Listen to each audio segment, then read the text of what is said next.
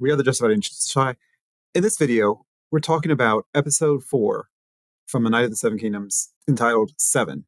We're going to discuss the different parts of the trial by 7. And the importance of 7. The theme of 7 throughout the episode. Duncan is called before the Targaryens to face the consequences for drawing the blood of the dragon, as it were, and also for the accusal of kidnapping Egg. So we see him request a trial by combat, which is a duel to the death. But instead, Aerion invokes an ancient alternative, which is called trial by 7. So there are 7 people on each side, and this is seen as honoring the gods, the 7 gods. So it is an even more holy and just way to decide fate. And the 7 comes across when the Andals came in, and they brought with them the religion of the 7. This is interesting that it's not a Valyrian tradition, and Aerion requests this trial by 7, and the Valyrians, which was the Targaryens, are like, what the fuck is that? I mean, it's not even their culture. So this leads Maker to be suspicious that of even Maker is not aware of it. He doesn't even remember it. Mm-hmm. And when he's told that it came from the Andals, he's like, oh, well, it's from the Andals then. That explains it. But there's kind of like he's not all in for this. No, he would much rather his son. I think Maker sees it as dishonorable, that it looks as though Aerion is afraid to go on one-on-one combat. And Maker just says that outright. Are you being a coward here by hiding behind this tradition? Aerion says that don't forget, my brother also accused him of the kidnapping, so therefore we have to defend our honor. And Maker says, don't speak to me of honor. Yeah. In other words, I think he's referring to the fact that he knows his son has been very dishonorable in actions that he's taken, some of which we've seen already in previous episodes, and some of which are kind of implied. So the scene is very interesting because, again, we said in our previous episode when we were talking about honor and redemption, we see a table of 5 nobles that are going to kind of decide how they're going to deal with Dunk for his actions. So it's setting up that Dunk is below. And then there's the nobles. You could see Prince Aerion drop something on the floor, and he tells Lord Ashford to go pick it up. That's also showing there's a tier in the nobility. It's Lord Ashford's house too. And I also think it's particularly demeaning to Lord Ashford to be crawling on the ground. So it's a very good point. And also in that scene, you notice there are 5 lords. There's 1 serving girl, and then there's Dunk, which makes 7. And we've kind of talked about some parallels we see between the 7 that are present and the 7 gods that they worship. Okay, so the 7 gods are, I wouldn't say it's necessarily 7 independent gods. I think it's kind of like the Holy Trinity in that it is the many faces of the one. So they have the maiden, the warrior, the father, the crone, the smith, the mother, and the stranger. Those are the 7. There are 7 people in the room, and we could find the gods represented in that room, the many faces of the god.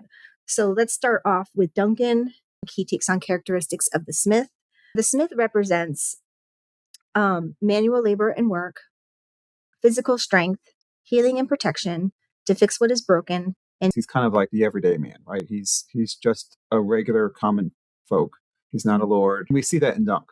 He's definitely more of a representative of common folk with a common basic idea. We notice that Dunk is very large and very strong. Broken. And they fix what is broken. A smith goes to fix what is broken. And that's kind of Dunk's whole trajectory, right? I mean, he's the nobility is broken. The ideas of a knight is broken, and he's kind of there fixing it. He's doing what a knight should do, which keeps, even when it keeps not happening, he sets it up. He tries to follow the rules to set things right. We discussed the idea of the stranger, and at first we actually thought that Duncan might be the stranger because he is the one that doesn't fit in with the other ones as much. But realistically, when you looked at the qualities of what the stranger represents, I think we see that it's more of Aerion. The stranger is the one who people very rarely pray to because he's seen in a negative light. He's the bringer of death, and we see obvious parallels there with Aerion. The harbinger of dark things. Also, that Aerion considers himself a dragon, and to the people in the kingdom, the dragon represents their land being burned. They're being forced into submission. A lot of death occurring, all of their property being burned. So being that Aerion feels that he's the dragon in a human form, it's very fitting. The other of the 7 gods that we see is the Father, who would be obviously Baelor. Father is the one that brings justice. We see that in his actions. When he brings justice to Duncan in the fact that his master has not been remembered, and it looks like Dunk is not going to be accepted into the world, and Baylor is the one who steps up and says, oh, no, that guy actually existed, and we're going to set things right. You're going to be able to go into the tournament. Then the second thing we see him doing is making Egg apologize. He reminds Egg of what was right and what was wrong and all the things he did wrong. He did wrong by lying to Dunk, and he also did wrong by going to Dunk to administer justice instead of himself. That seemed a particular affront to him, that Aegon ran to Duncan to stop Aerion from hurting Tanzel when he should have went to Prince Baelor to hand out that justice. Yes. And as the hand of the king, he is the one who administers justice. He steps up at the end to help avoid a summary judgment of Duncan's guilt. By simply just not having enough representatives. The next deity that we want to mention, I would say, is the warrior, and that would be Makar. Makar was a commander in the Blackfire rebellions. He was a major factor in winning. This is kind of referenced in Egg's song. His nickname is the Anvil. He's harsh and impatient and quick to judge. This is contrasted with Baelor, who takes the responsibilities of ruling very seriously. Makar likes to deal with the battles that are in front of him. He's impulsive. He's focused on short-term strategies. Okay, now let's talk about the mother. We talked about Lord Ashford. He was kind of the person serving. He kind of served as the mother. He is dutifully serving as the host, but he is also underneath. He's not. He's like a mother who is, always cleaning up after her kids, and so forth. So he's cleaning up after. Then at the end, we see that he gives mercy to Dunk because Dunk does not have, at the time of the tourney, he tells him, it's time, we have to start the tourney. And Dunk doesn't have the right people and asks for more time, and he grants him more time. And so he's showing a great act of mercy. Mm-hmm. And which is what the mother is known for.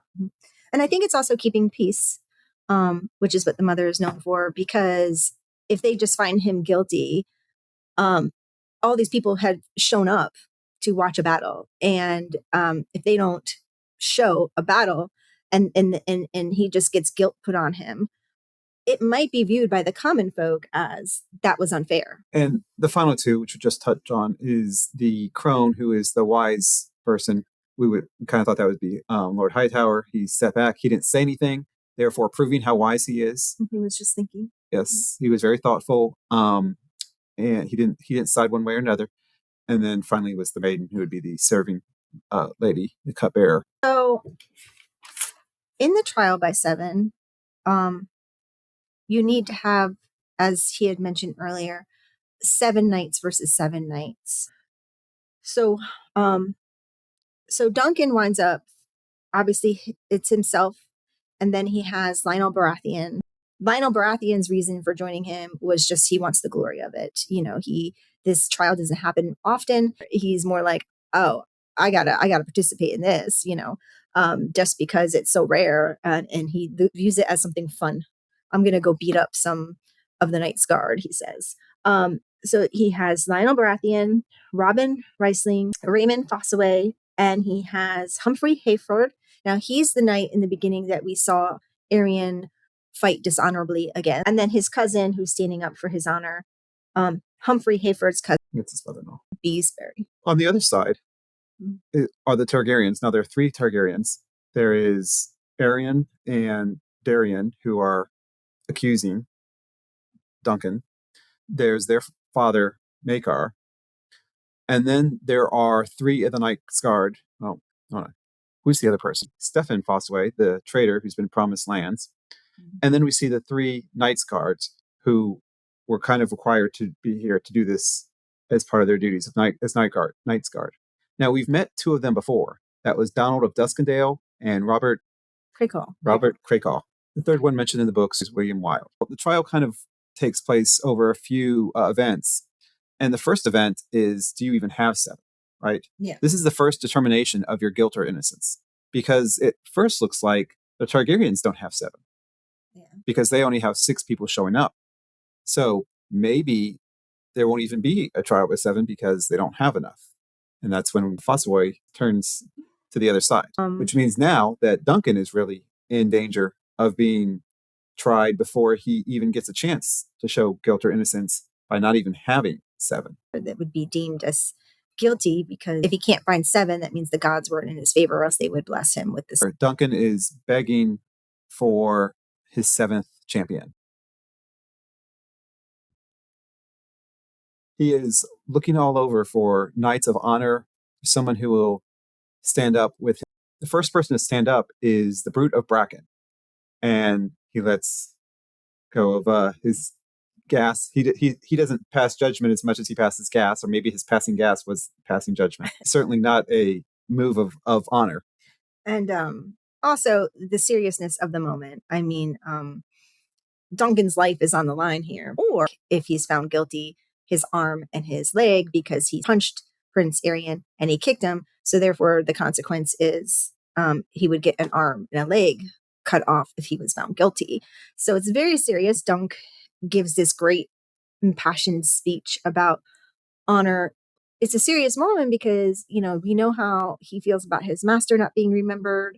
And he is talking about how great his master is to everybody and how he was an honorable knight. And he didn't just teach him to use the shield and the sword. He taught him how to live your life with honor. And, and he wants other people to stand by his side, to fight with him. And when the guy just gets up, it's a great moment. Someone's going to join him.